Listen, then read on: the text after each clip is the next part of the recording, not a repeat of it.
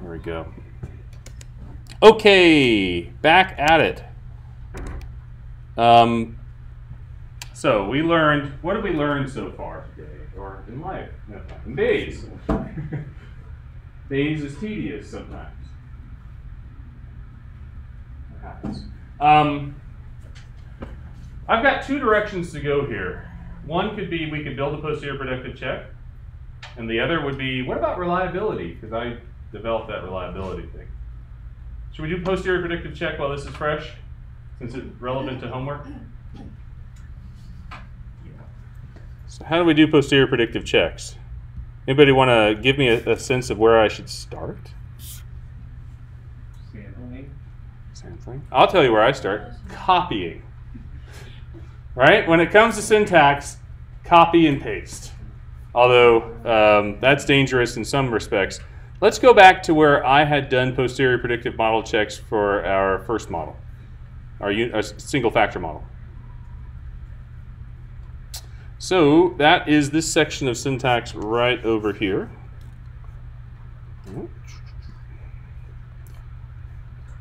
And I'm just going to take everything that's in this section because we're just going to reuse most of it.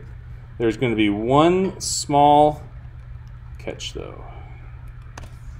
So paste it in at the very bottom after our model analysis here. Now our model is in this model 03a.r2jags, right, which is an object that JAGS creates itself. That object is a little bit weird.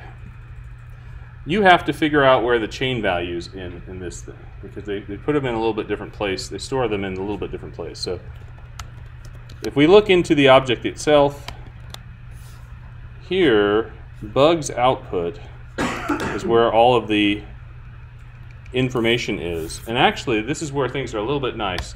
They actually have a Sims matrix. And if we look at it,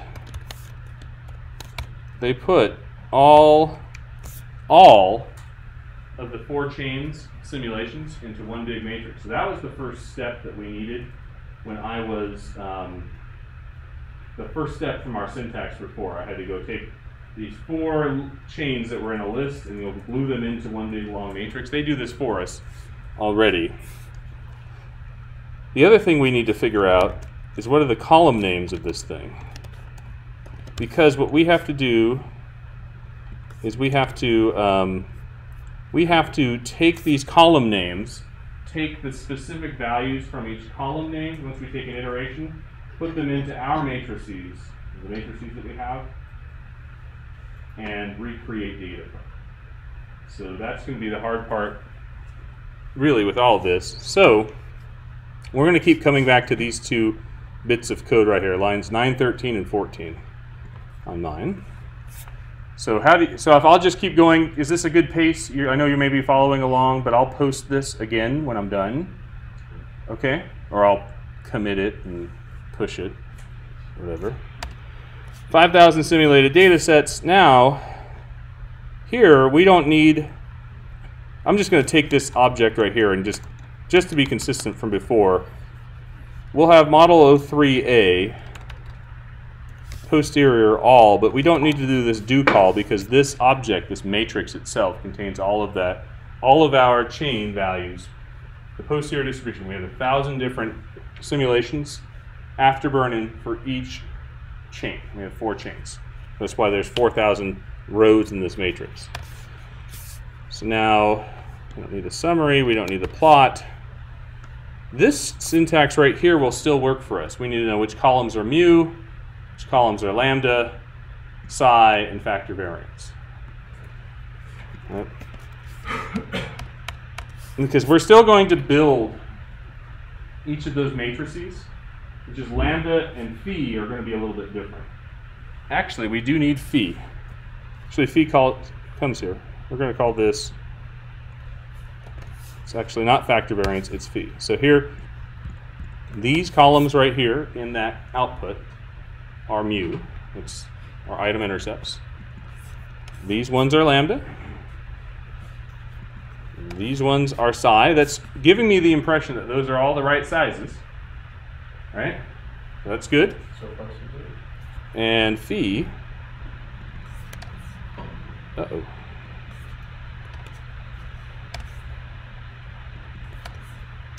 That makes me think we're in trouble. Where's my phi?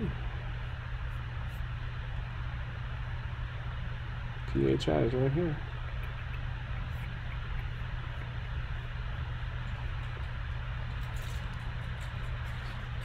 Oh, I know why. I didn't change this. Model 03A. Come on, Templin. So I want you to recognize when I say that I feel like a colossal, like, I'm ridiculously dumb right now, I feel like. That's just embarrassing. You know how you may feel embarrassed when you make mistakes in front of an audience? That's like my life every day. So whenever anybody says something about me, oh, that guy's really dumb, but look how he's made it a little bit farther than he expected to make it. He's still employed. All right, this should be the columns we're after. Right?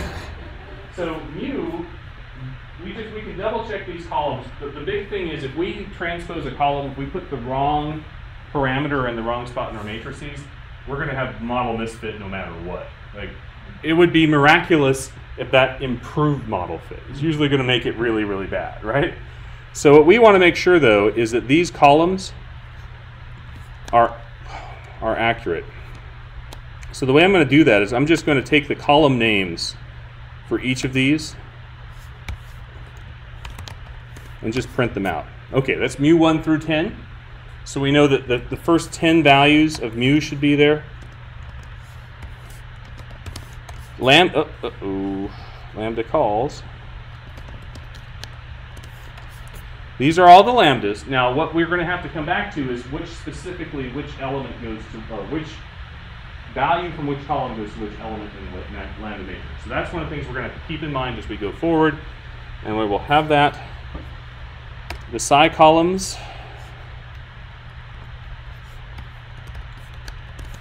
Those look like psi's 1 through 10 again, so that's good. The order is okay. And the phi calls are right here. Right, so that's pretty default as well. Now we're going to create each of the same matrices we had before. And we're going to make this O3A cove. Model degrees of freedom we're going to save again. Pretty much all this stays the same. And this is why you'll see in my code before I put a loop, I always have sim equals 1. So I'm sort of replicating what's happening outside the loop. This is my index variable. I often try to, by the way, if you're coding things, I often try to make an, you don't have to have index variables of I, J, K, whatever. I just make it a variable where I remember what that is, so when I see it in the code later on, I'm like, oh, this is the simulation loop, right? So this is like replication is sim here. I randomly sample an iteration from the posterior. So remember, this is our posterior matrix. It's going to take, it has tons and tons of rows, 4,000 rows. So we're going to figure out which iteration we use. And at random, we pick iteration 1956. Great year. I don't know why. And then the next step is to go and take the values from that iteration and put them into a matrix. So here, this is iter number, and these are the columns of mu. So this should give us all 10 of the mu's from that iteration. And there they are. They even spit out the names for it. So we're going to stick that into a matrix. This is what this matrix will look like, which is a 10 by 1 matrix. We're going to call that mu. Lambda we're going to come back to. Let's just make that one we know is going to be harder. We have to actually sort of work a pattern to make that work out. It's not because lambda has that pattern to it where the zeros and ones set. We're going to hold off for just a second. Psi though is going to be similar. The psi matrix is we didn't have any residual covariances, so the psi matrix is going to take the columns of psi, and then when we enclose that in the word diag, it puts it into a 10 by 10 matrix where the columns of where the diagonal represents the variance for psi. So far, so good? Okay. Phi is going to be a little bit harder because the phi columns look like this. And I think what I can do is tell it this is a 2 by 2 matrix. Let's see what phi did. And let's correspond that with the actual numbers themselves. All right, phi 1, 1, 2, 2, 2, 1, 1, 2, and 2, 2. That corresponds. So we've just lined up each of the phi columns. Okay. Question? I said that work with these tables versus the two other theories. Yeah. If you have a symmetric matrix, it'll work. Like a square symmetric matrix, it will work like this. We do lambda, we can't get away with it. So lambda is going to be the problem. And what I want to remember where the columns of lambda happen to be. These are the columns of lambda. Well, actually, I can go specifically and start lambda as the following. I can just start it off as a data matrix that has zeros everywhere, because where there is not a lambda, it's a 0. Right? And then I can say there are 2 columns and 10 rows. So lambda starts off and we initialize it as just a 10 by 2 matrix of zeros. But then, what do I want? I want to put the column names up because I'm just literally going to take element by element and put them in lambda where they happen to be. All right? So we know lambda 1, 1's a 1, but here's the process we're gonna follow. We are taking the posterior value from iter num and lambda calls 1, right? And putting it at lambda 1, 1. Because this thing is the very first, it should be a 1, and there it is, right? So we're lining up, and the nice thing is it's a named vector, so you can see which element it should be in. So this is helping us double check that it's going in the right spot. So now we need 10 of these, right? And this is going to be 1 through 10 over here, so I can quickly do that. 3, 4, 5, 6, 7, 8, 9, 10. And the next step will be I need to go and line up what each of these in order happens to be with the elements. So the second one is lambda 3, 1. The third one is 4, 1. And lambda 6, 1. And lambda 10, 1. And then the last ones are all in 2, so I'll quickly put 2s over here, the second column. And then we will have lambda 2, 2, 5, 2, 7, 2, 8, 2, and 9, 2. And if we did this correctly, let's take a look at lambda right here. Here's lambda. And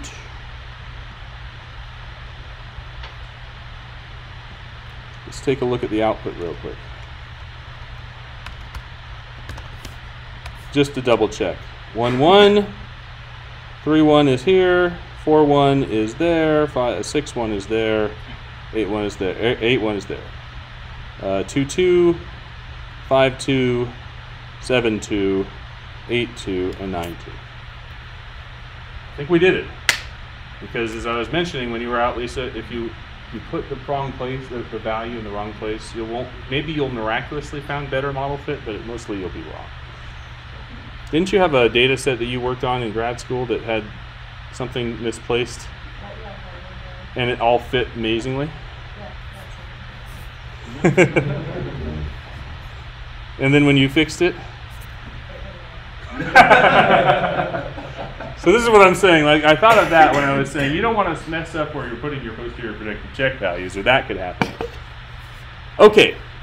Now, believe it or not, most of what we do from this point forward is based on covariance matrices, where I think we can keep the same code. Right? It was just loading up the matrices. So our mean vector is that. Our covariance matrix is lambda phi lambda plus psi. Hey, it worked! and this is saving the covariance matrix. We generate some simulated data from a multivariate normal. Question? I'm sorry? Oh, pardon me, model 03A. Thank you. I don't think you changed it earlier. I did up here. Right here? Oh, you sure? Okay. Yep. Mm-hmm. Thank you. Thanks for catching me. See, this is the problem with copy paste. Especially when like your attention to detail like mine, not so good. Sim data, save the correlations. This is an 03A as well. Uh-oh, 03A. That's what I didn't bend, thank you. That's probably what you were seeing. There. See, I'm overlooking it. Not good, Templin. See, that stupid feeling is coming right back. You could have kept it the same. Yeah. Just don't change it again later. That's right. I prefer not to overwrite it, even though we can recreate it. But there, that all ran. So let's go and run, see if this will run the whole way through. Okay. Dun dun. I like the progress bar. It's simple but effective. We close it. Let's take a look at standardized root mean squared residual. Do you think we did better? Whoa, look at that. Well, we had a pretty good standardized root mean squared residual before. And that density is pretty good. And then RMSEA. Oh, that doesn't look too good anymore. I don't know if this model fits very well. And then let's take a look at the distribution of correlations again. This is the correlation for items 1 and 1. Look at this. We got some outlier correlations there. That's pretty crazy. This is the density for it. That's where the true value is. We didn't do any better. Right? And if we were to go and look at our which ones had been flagged for being kind of the outliers of the distributions we had, we'll see here it's pretty much the same ones. This may be almost exactly the same ones from before. So, conclusion. Did the model fit? Oh, bad. Okay. I am not going to make this model fit. We're just not going to do that. We're just going to leave it well enough alone. Lisa had some pretty good fit for your bi-factor version. I don't want to do that. Not that I don't want to do it, you know, because I don't believe it didn't have good fit. It's because I really want to talk about reliability and then move off of CFA. So we can leave this behind us, have a week off, and pick up fresh and have a great April. Have a great end to our class. All right. Other questions or comments on this? Should we talk about homework then right now and then talk about reliability? Okay. Homework. We go up to our homework folder. We have our homework file right here. This is homework number 3. Due April 12th. Find a CFA article that says Bayesian CFA and review it. Give me the PDF. And then a confirmatory factor analysis. Now these are semi-real data. I took real data that someone had given me. I randomly resampled the same number of sample size from it. And I put this for you. So you can't recreate the real data from this, but it's heavily based in real data rather than the textbook example where everything fits or whatever else. I don't want to do that. This was from 282 undergraduates from a nondescript public university. I'm trying to think of other ways to put it there. It was body image, attitudes towards food and their body image. So this is a trigger warning. If any of you have a problem with body image and food, leave the room. Maybe I should leave right now. Go ahead and read the homework. No, sorry. But basically, these items are all with that. I gave you the items because I want you to think about the corresponding relationship between model and item. But basically, these are actual items out there. I sort of wondered if I should have put this into it because they have some items that are talking about oh, I don't like the shape of this or that, and I don't want to like. I tried to neutralize the wording that I found it could have been somewhat offensive, so I tried to sterilize it as much as possible. But this was an actual survey that went through an actual IRB that was given to actual undergraduates. What's that? I don't believe it is. Kelsey Frobers. Yeah, we used to work with her at Kansas. Yeah. No, it's not. I would be surprised if it came from Kelsey Frobers, but it may. Maybe the scale did. I don't know. Okay. So for this again, of the data set I gave you, I want you to make a replicate sample of it, just to give each of you a data set to play with that's different and unique, because each one may have a different need for it. Do a Bayesian confirmatory factor analysis model in JAGs to evaluate the fit of a 3-factor model. So what are the 3 factors? The first 9 items are body satisfaction. Items 10 through 16 are tendency to binge eat, and items 17 to 23 are supposed to be measuring preoccupation with things. So, no cross-loadings. So do what we just did. Fit the 3-factor model. Come up with a global model fit with posterior predictive model check for the standardized root mean squared residual. And then do so also with each correlation. By the way, that's like all the code that we just went through. We'll do that for you. I'm trying to make this a little bit less tedious. Like if you copy and paste my code to start, hopefully that's a good place to start. But then again, you know, maybe you find errors in my code. We all know that's very, very likely. I'd said to do the saturated model with JAGs, with the DIC. Really, I just want you to estimate the saturated model. The DIC is a little bit weird, but if you could just show me the code for the saturated model, I'd be happy with that. And then a results section as well. Okay? Your homework revisions, you still get revision of those. By the way, homework revisions for homework 2, I'm still working on those.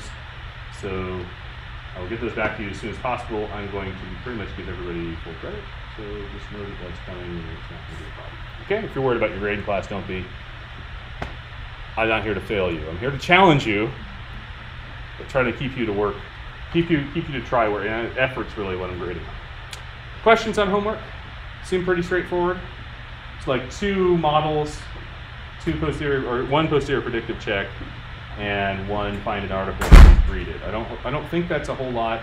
I hope that's not. But I remember the last one I didn't think was so bad. Okay, where will I? Oh, well, I'll text you when we're done. So, go from there. Yeah, Ben. Just Daryl, CFA question. So, like with statistics like the DIC, we don't really care about that kind of statistic comparison, right? Because the saturated model should always get better, and you never want to saturate the model. Right. Yeah. So, what you really want are like likelihood ratio tests to see if you're. Well, we're not going to likelihood ratio this thing, right? Yeah, for sure. Yeah, LM plus, Lisa was talking about this, they do give you kind of a posterior predictive check at the likelihood ratio kind of.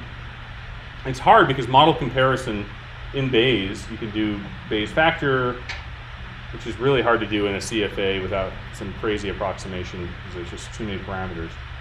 You could do DIC is the only really attainable model comparison statistic that's quickly readily there. The other part you can do is cross-validation, right? Where you have a holdout sample and you go to tests. So that's like a posterior predictive check.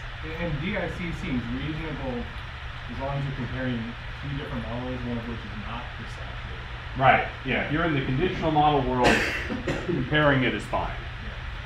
But even then, model comparison, if you don't fit absolutely. It's like a relative fit versus an absolute fit. First, you have to establish the posterior predictive model check says the model fits the data fairly well, and then you have 2 competing models.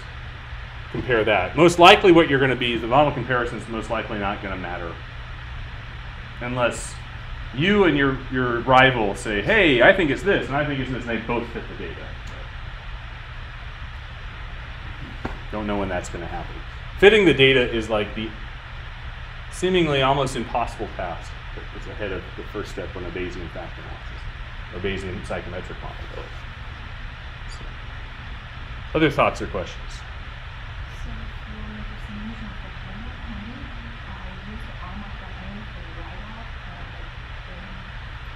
using a .r? Yeah, you can do .r. That's fine. That's fine. I'm going to run your code. Just give me something I can run. It's reproducible, basically. That's what I'm going for. I'm pretty flexible. Just one more question. Yeah. Our specific model we were looking at there. So do we think it's fitting poorly because we have the wrong model or because we are violating the assumptions? Ooh. A little bit of both. The wrong model is an assumption? Sure. So specifically, Lisa said that her three-factor bivariate model had a decent fit. Mm-hmm. But again, we're still assuming normality and stuff. And obviously, our data is not. Right. normal. Well, I believe in this case, the assumption violation we're not going to see even in the posterior predictive model. Like, that's just not going to be there. And that gets into a world. So I think it's because the model just doesn't fit the data. Now, it's a good question because it's the relationship of, like, let's take the correlation, right? If we fit a more appropriate model for the data, we know that correlation is bounded, and our model should be probably bounded as well, and it's really not, right? That correlation sort of, or the variance for each item, right? So there could be an interplay between model fit and assumption. But I think in this case it's just, well, I don't know. I think we're going to find out when we're going to take these data and do IRT with them. Sure. So we're going to be able to compare and contrast and see where that goes. I don't think the model gets that much better, but maybe it does. And maybe that's what we'll see. But because the correlations are kind of, we're on either side of them, I get a sense that part of it's to do with, even if we had the right model, we wouldn't be doing very well. Right model data likelihood, we probably wouldn't be doing very well. So we'll see. I haven't made that lecture yet. I haven't run those data that way yet. So I ran them in IRT once, but I don't remember.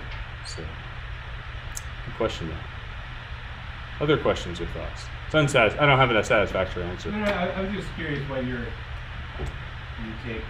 I think I agree. I think you could try lots of different CFA models.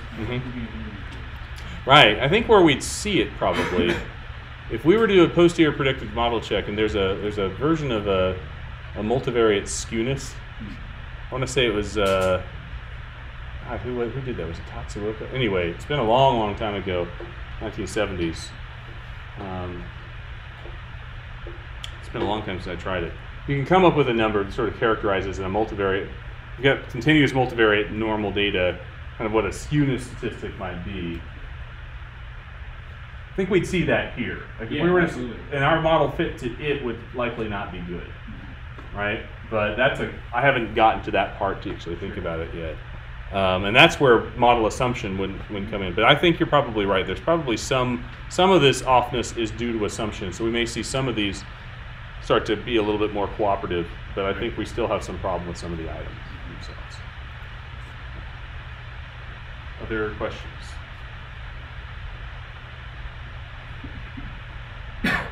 Okay. So we're good on CFA, good on homework. Now let's imagine you were writing this up and you wanted to go and publish this like in the Journal of Assessment or one of those journals that reports on basically a new instrument. This is a new instrument. Let's go, and one of the things you have to provide is some estimate of model or score reliability from your instrument, right? We got into this on the fly last time, but I thought it to be an important topic. So what I ended up doing was back in our files folder under lectures, I have a reliability estimation folder. And I'd like to think that I'm going to add to this as we get into IRT as well, because it's going to change what reliability is. So I'm going to try. I have an R markdown file. No, not a markdown file, but I didn't put in the R syntax in it. I just want to do this to give me some text. And I tried to give you the formula for how I'm doing this. Okay? So let's go through reliability real quick. And so everybody understand why we want to do this, right? We want to know how reliable our scores are from the test. But before we do reliability, we need model fit. Because reliability without model fit is likely to be way, way overestimated. Where I'm getting that guess from comes from multiple years of practice with models, but one of the big classes of models, we haven't gotten there yet, latent class models show up. And there's a description of how certain you are of your estimate, which is sort of reliability, right? How certain you are in your estimate. There's a statistic called entropy that shows up in latent class analysis. Basically, it's some combination of probability, where if everybody gets put into one class with probability 1, there's like no entropy. It's perfect, right? There's no, so that would indicate high reliability. Well, you can show models that don't, in a model comparison sense, models that don't fit the data very well tend to have way higher or way lower values of entropy. So it looks much better. M plus flips the entropy around. So it's like, wow, look at that. I'm much more certain on a really bad model. Is what you can say. And that's what's going to happen in the psychometric model too. What do you think? Yeah. So you might be getting to this, but in this case, how are we conceptualizing reliability? Haha. What is, let's talk about that. How would you conceptualize it? Well, having taken G theory, that's a big question. Well, see, I haven't taken G theory, so I would think about all the different things that I would expect to contribute to making error. In this case, based on the measurement tool, I would consider items fixed facet, for example. And that would change how all my calculations are working. And so, if you think about reliability as score reliability, like for individual, how that's what I'm thinking of. Yeah, classical reliability for like large-scale assessment is how consistent the rank ordering scores is. It's different than how consistent a single score. Yeah, this is the classical notion of reliability. Right? But it's actually, in an interesting way, sort of classical, sort of not. Really what I want to say is, I want to know, when I give you a score, how much error there is to that score. Sure. Right? Yep. Based on assumptions about model, basically. Does that fit in the classical notion of reliability? Yeah, so you're sort of like a standard error connection. Yes, that's it. Yeah, cool. So that would be classical in the mindset you're talking about? Yeah. Okay. So, that's the thing. I'm not at all. I haven't taken any classes in G theory, so I don't. Long-term class, really cool. No, that's good. Good to hear. Maybe realize that what is reliability is a really good question. Oh, right. Well, actually, I get into that too here. The way I say here, and we're going to come up to it, is reliability for what? I think that's what you're saying, right? Because there's more than one way to come up with a score. There's sum scores and there's factor scores. And both of these are under Bayesian estimates. So basically, we're trying to characterize how much error estimate there is in each score and then use that to come up with an index for reliability. And then it sounds like there's other ways of figuring out the error that might be there, but it's... Yeah, because you can consider lots of different facets, like you consider, are you sampling items, are you sampling occasions? Right, no, none of those. Yeah. This is a straight one occasion fixed item test. Yeah, and so the choices you make to answer that right. Change how you... Right, where error is coming from. Exactly. Yeah, I get that part. Yeah, for sure. Yeah, but this is error with one occasion fixed item test. We've sampled the entire universe of items that there could be, because there's no other conspiracies out there. And actually, I mean, if you could question about conspiracy, that would be answered more by a G theory type of study. But yeah, one time I would say that items should never be a fixed facet. I don't agree. Well, this is part of how it works.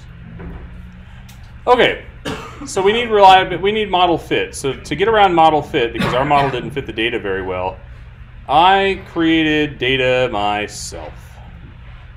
Right? I have a random number seed. That, by the way, is just some literal random string of digits I hit on the keyboard.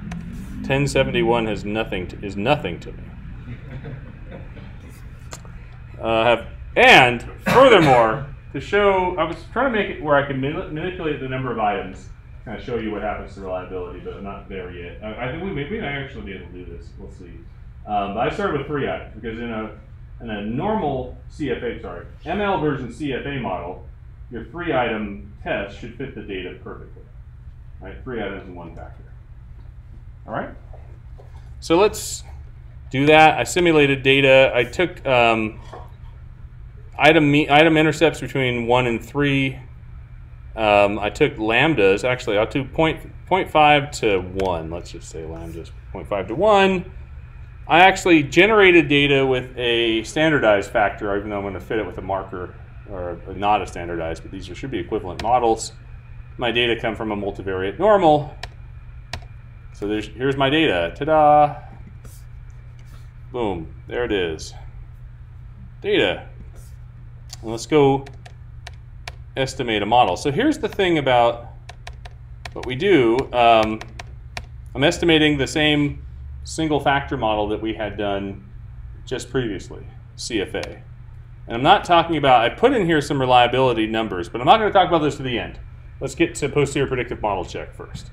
Because here's simulated data and what a posterior predictive model check using the ML statistics look like. I think you'll find this to be a little bit interesting.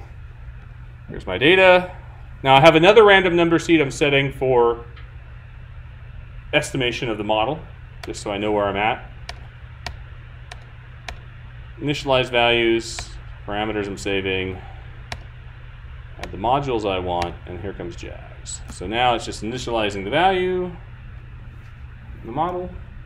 I have 1,000 people, by the way, in that sample. Anybody questions? Ariel? I'm going to find trend. Oh, sorry. No, I'll get to the. You want to see the syntax? yeah. Here. What can I help you with? I'm not sure yet because I might time the process. Gotcha. Thank you. I'll be quiet. We need some music for this. Hey Siri, play some sampling music. Which one? Which one? Number 4. Is Siri ever helpful? No, that's the funny thing. The assistants, it's awesome to like play with for me, but there's very little that I actually rely on them for. I will tell you, like my watch, if I need a reminder, I will. Hey Siri, remind me to look up something over there. Here's your reminder.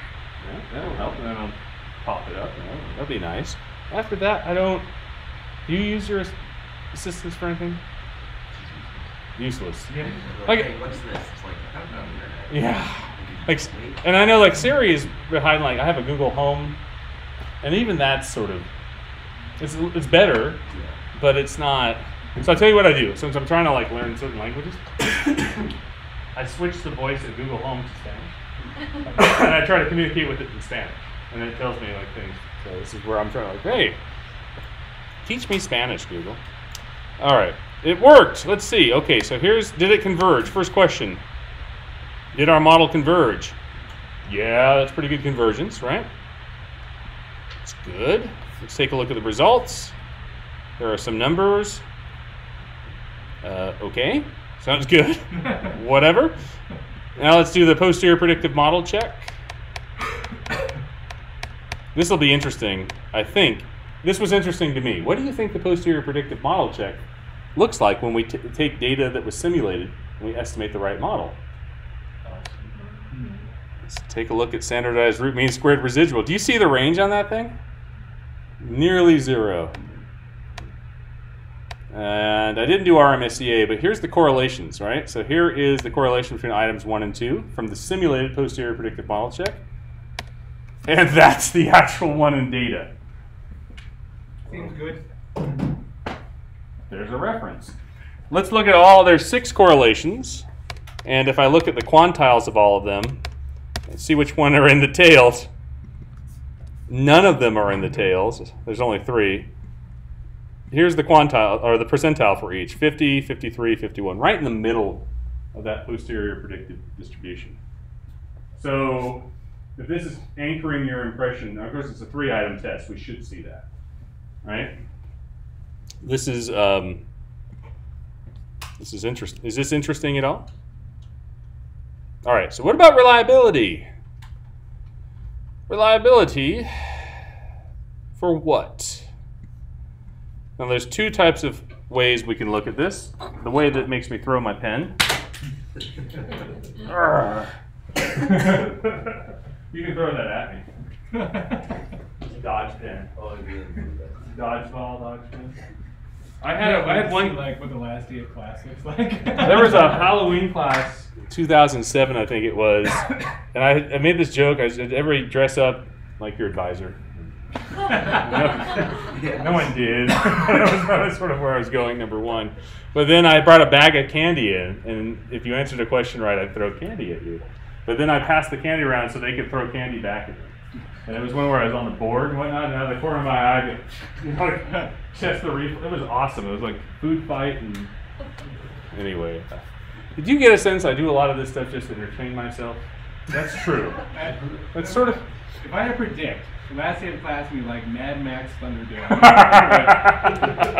More like Kevin Costner Waterworld, but yeah. That's right. You mean really long and boring and no point to it? Pretty much. I actually walked out of one of the Mad Max movies when I was a kid. So, yeah, exactly. But exactly, that sort of lawless. Okay, so. Two models enter, one model leaves. Yeah. All right, so we have this. Here's our factor model, a sum score. This is what I derived last time to come up with the sum score, and I passed through the sum. And I basically split the model into the true part, which is this part over here, and the error part, and then calculate and come up with the formula for variance for each. Now this is with values that are not. This is for uncorrelated residuals. If you get correlated residuals, the variance term switches ever so slightly, but there's a functional form for it. Basically, you're adding in the off-diagonal elements there twice. Right? So reliability, sometimes I've learned it as McDonald's omega. Other people call it other things else. But remember, this is reliability for the sum of the items. Then comes from the sum of the loading squared times the factor variance, right, which is reliability for true score, over, actually this is an error. This is reliability for y, variance of y, total variance, which is true score plus error. And that's going to drive me nuts. A typo in a key location like that is not cool. Sigma squared. They're here, yep. Thank you. And what do you have above that? Above, I'm sorry. Is that another formula? Yeah, that's okay. That's actually. Yeah, but here the denominator is really true plus error. Because true and error are uncorrelated because E is uncorrelated with lambda, E is F, and mu. That's how we end up getting that. Is that okay? Did I get that right? Okay. Is it question if it's true that true and error are correlated? Yeah, and actually this is where we can look at the posterior distribution. If it's not, is it really random error? What was that? If it's not, is it really random error? No. Oh, now you're getting. Don't think so. All right, take a look at my code. All those parameters that we had are in our model. All right? Let's get this here. Lambda, sigma squared f, psi squared, all of those are in our model. And dang it, I see another typo. No. This is not var of psi squared. It's just psi squared. Because that's the variance of error right there. That right there. And this is also it. And again, I will recommit these after class. There. All right?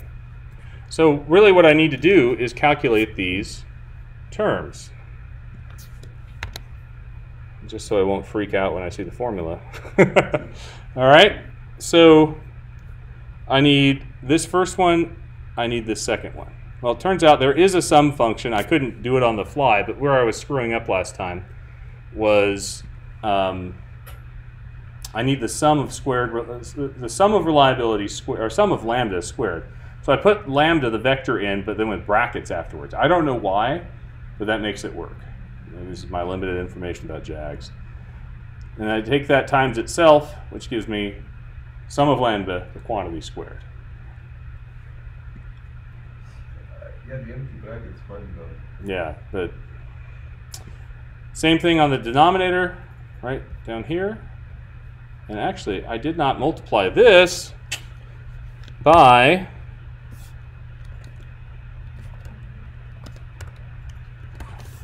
factor variance. My bad. Finding errors all over the place, right? Because I need sigma squared f there too. So that's where I can put it in. So what this is going to do is give me, for each iteration, my estimated sum score reliability, or omega. And we can go and put a distribution on. Pretty cool, huh? And is the psi actually the squared psi? The psi itself is already the squared term itself, yep. And so the sum of that. Yeah, it's tough where my code doesn't have it as psi 2, mainly because I just try to keep it, but it is psi squared. So let's talk about factor score reliability. That's a little bit harder. Last time I said really you're looking at kind of, you need sort of the variance of score versus the variance of factor. Here the problem is, so variance of true score. In a factor or latent variable model, true score effectively is, your estimate of it is the factor itself. So the variance of true score is a model parameter. The variance of error is the hard part. Like, how do you quantify error in a latent variable model? I had talked about last time of how we can take, if we look at the point estimates, the factors, that point estimate is really true plus error. So we took the variance total of it, we'd be able to get that. Problem is in our chain, the variance total, each step of the chain, the variance total is roughly going to be on the long run equal to variance factor because that's the data that go right here. So the solution that I think that we need to do with that is basically look at, for each iteration, there is a posterior distribution for the factor score. We're using, here what we're doing is using conjugate priors, so we can actually derive it. There's a formula for it. This is the variance of the factor score. It's related to what the factor variance is and then some function of loading and unique variances. Okay. This is actually item information right there, right? For each item. So it's item information. This is effectively what you would get in an IRT model. Like if you were to do item information or test information, that is effectively test information. So at each step in the chain, we can compute that, and that'll tell us the variance of each factor score for each level. Well, in this case, in CFA, it's not a function, not related to the factor score itself, so it's constant across the entire factor. So this is what we can call variance of error. Pretty cool, huh? So these are all things we can calculate at each step in the chain as well. And you can think about where we're going with this with IRT, is we could come up with a test information function at each step in the chain, and we could see the wiggle room around the test information function and come up with a standard conditional standard error of measurement estimate as well. Questions on this? At all interesting? So your posterior factor variance here is 1 over, so I had a hard time, factor reliability is factor variance. I had a hard time with the sum of the, so I come up with this item value. It's lambda times psi times lambda. This is my lambda squared over psi for each item. And then I converted that thing into 1 over it, which shows up in the formula. And then this used it here to try to make this work. But let me make sure I've got this right. Posterior factor variance is 1, oh yeah, it's 1 over this term right here. So some value plus factor variance, yeah, so that would be it. This whole thing, it's 1 over this whole quantity right here. So again, I can make this in the chain, and I did. So now, let's take a look at what those values from the chain happen to be. First, let's go to the summary statistics. Actually, no, I needed to, oh, it's initializing my model. That's actually good because I made a change. It's not good because you know what I did? I haven't rerun the model. I have an error in my model syntax for the reliability of the factor or the sum score. So I need to go rerun everything. So if anybody want to have a request that we can have Siri play while it's happening? Hey Siri, play something boring. Sure. Here's a personalized station of upbeat songs. It says something morning and it's Upbeat's Trouble by Pink. No, I don't think so. That was my. That's an upbeat song according to Siri. All right, hey, it's done. So when you do any of you have like some model running music that you listen to? Anybody have that? Like a genre of music that you like, you know, are into with models? Usually just check my email. Check my email. Yeah. Hey Siri, hey Siri.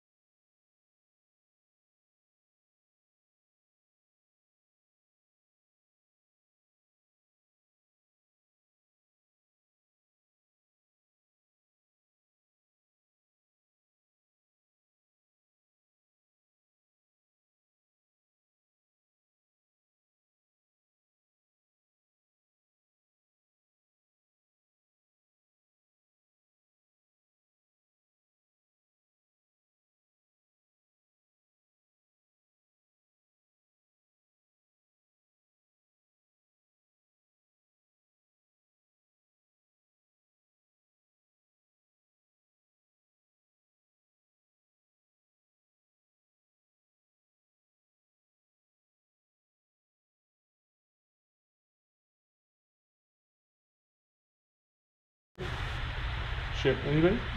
Doobie Brothers. There you go. I've seen them before. Long Train Running. Yeah. They tour with Chicago a lot. Lisa's favorite band is Chicago, and I've seen the Doobies several times in Chicago. So. No, my first US concert in Sonic Youth. Sonic Youth. Oh, interesting. Yeah. Anybody else want to share their first concert experience while we're waiting? No. That's okay. That's okay. At some point, like in college, I went to a concert and I was like, the trance that everybody gets in, I just don't like that.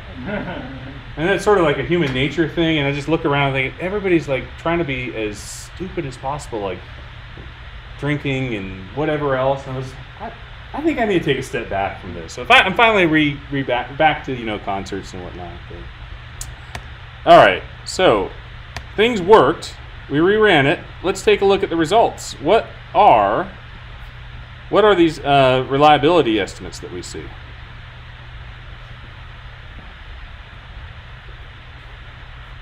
Let's see here.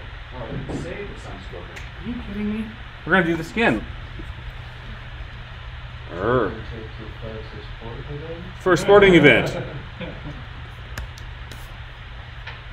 What do I call it? Some reliability. So the first sporting event. Soccer. Do you remember the teams? Deportivo Español, that was my grandpa team, against Talleres de Córdoba. Mine was San Francisco Giants playing Pittsburgh Pirates in Candlestick. I changed my world. It was like sport. I used to hate sports.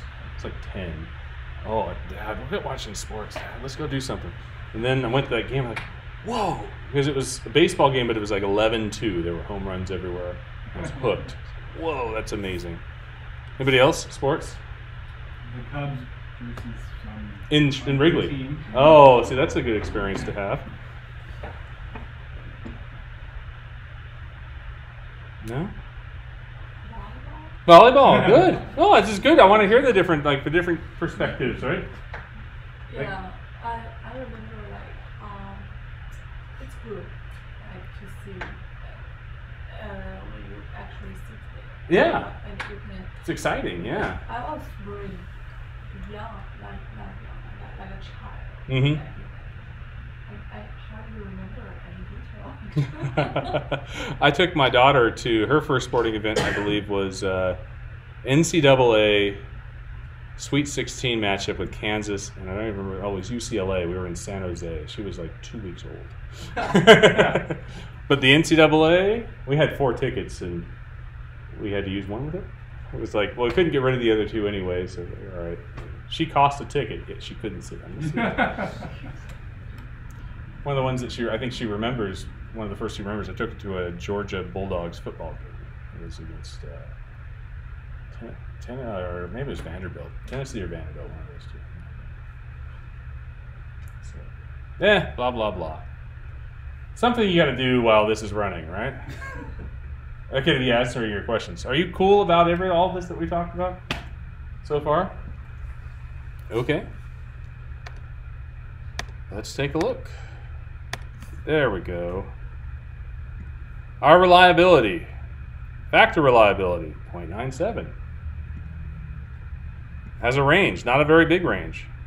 Some reliability, 0.94. Why is factor reliability higher?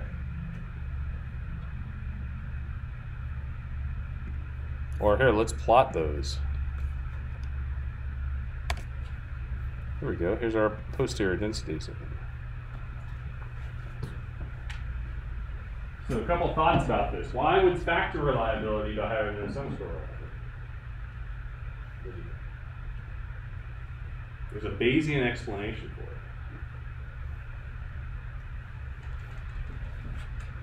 Factor scores, in this case, are what we call shrunken estimates. There's prior distributions. And so they behave a little bit more like the distribution is pulled in a little bit by that prior. Now, we have an empirical prior, but even with that, it sort of pushes them in a little bit more, whereas the sum score doesn't have that prior. In fact, there's not really a model to it, it's just a sum. It sort of implies a model, but it's there.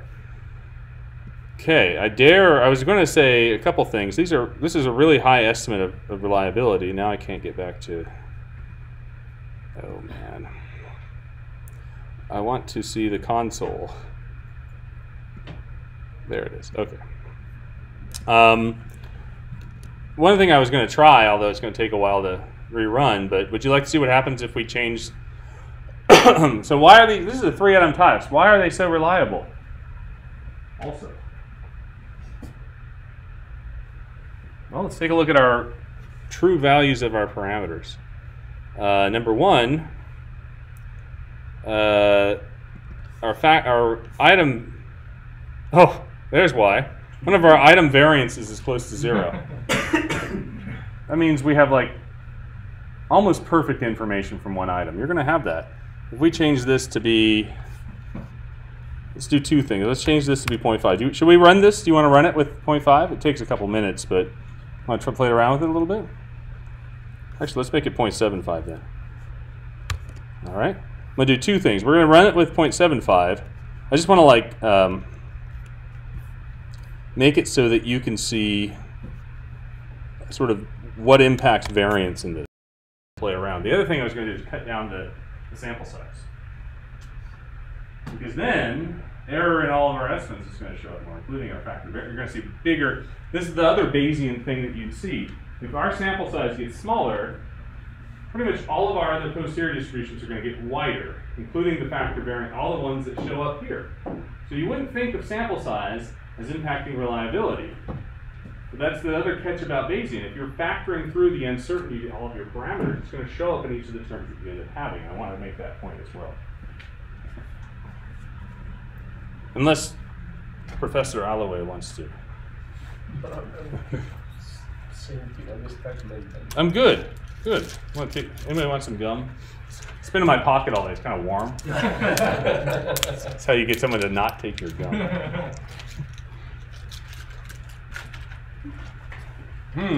Sporting event.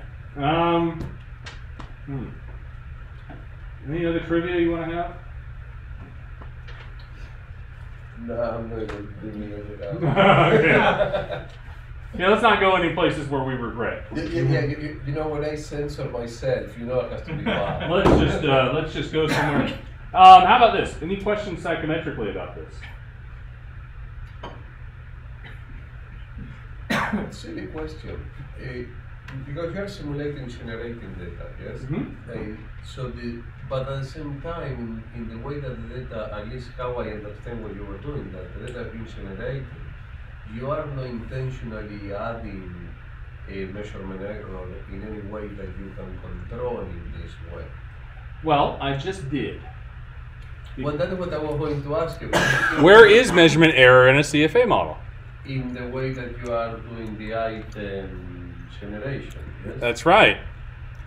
All right, so I created measurement error in the CFA. Where does measurement error live in CFA, I guess the question. And it lives in your unique variances per item. And so when I generated unique variances to be higher, I pumped a lot of measurement error in. In fact, factor reliability is now 0.7. That went down a lot. Still a very small standard deviation. Some reliability is 0.66. So it's still the case that factor is higher than some. See, that is awesome, because I wasn't thinking about that in that way. You know, so that is why I was stuck thinking, like how you are really manipulating the amount of measurement. Well, let's do this. So we just measured. We just up measurement error. Actually, if you want to go think formulaically about it, in the formula that has the item information, the information for an item, right, the contribution to like the standard error measurement, or the standard error factor score in this case, with the loading squared over unique variance. So what we did was just increase the unique variance. So each item's information shrunk by it. Yep. And so, and you'll also see in the sum score formula the same thing occurred, right? Because unique variance is on the denominator. The bigger it gets, the more error we expect more error in the factor. Is that, I don't know if that's overkill what you just said, but no, it helps me to think about this. So I have to say that. Then here are the plots. Again, they don't look that. Let's just take a look at how condensed they were. Here's the previous plot. The ranges of the axes are a little bit bigger now. Right? So it's bigger standard deviation because we're farther away from 1. As we get toward 1, everything starts to get real precise. We have to have a lot of things going our way. I'm going to shrink sample size to 100. Let's see what happens. Right?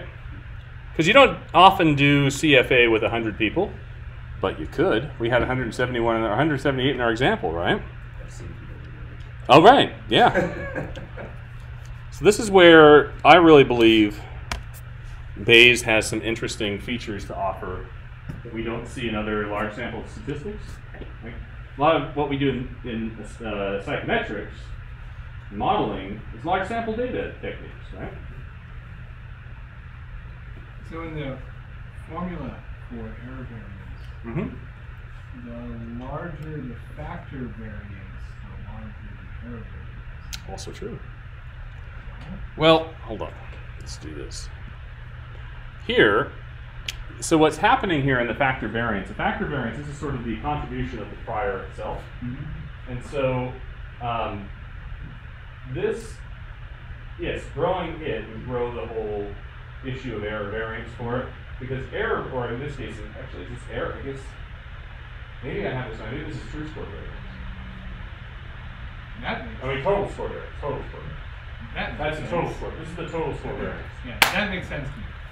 This is the total score variance. Variance due to error is right here. Yeah. Variance due to total score is right here. Pardon me. That makes sense. So here, as the size get larger, you get more error, which gives you more total score. As the factor variance gets bigger, you get more total score. That's right. Cool. Yeah, I'm good. Yeah, sorry about that. And then I'm computing it in here. Yeah, see, I'm computing it wrong up here. Oh well, let's just move on. It's nearly impossible to talk about. Finding like the references on this is tough. It can be found. There's certain, it's a nuanced term, but I wanted to show what happened to each of these. Now our reliability estimates have actually shrunk. The point estimates have shrunk with this. In addition to having really big. Actually, here's the point estimates. They haven't shrunk that much. But what is our sample? Hang on a second. Did I get this right? No, I didn't rerun this right. Son of a gun.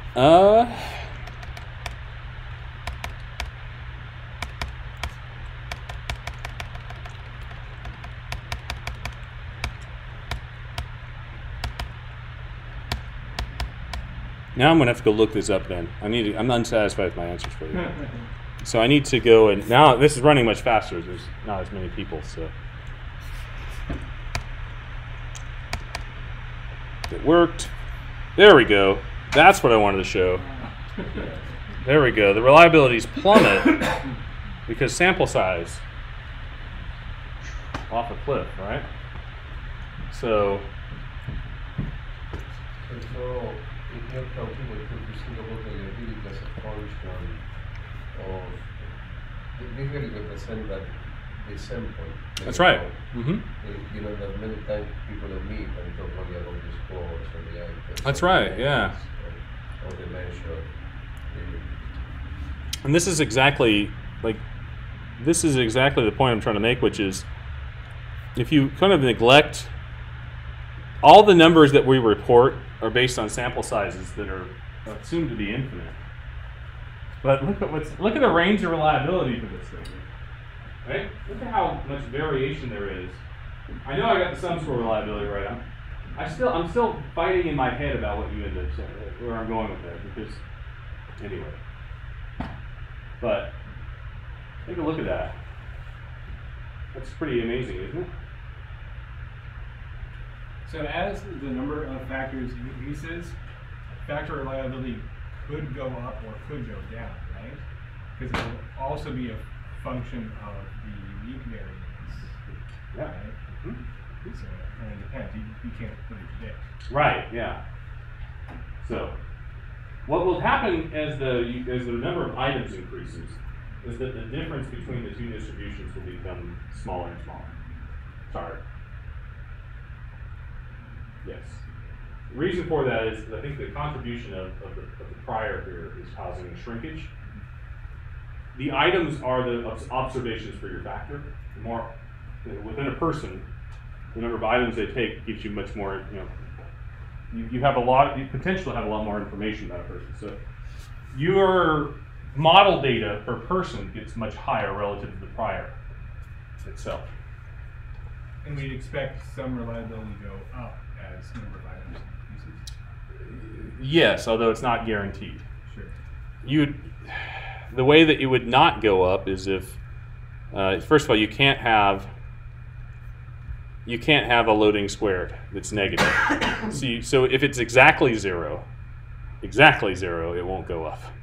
It may be infinitesimally small, but each item should, in practice, it's kind of like saying if you had a predictor in a regression that has no correlation with the outcome and no correlation with the other predictors, you go up zero if it's exactly zero, but practically speaking, it's for R squared. So, questions or thoughts about this? The whole thing is very different, isn't it? All right. Well, I'm done for today. Don't come to class next week. Don't listen online. I believe office hours Monday are also, yeah, we're having a faculty meeting Monday. So office hours are going to be by appointment the next couple weeks. Just send me an email if you want to find me, okay? All right, thanks.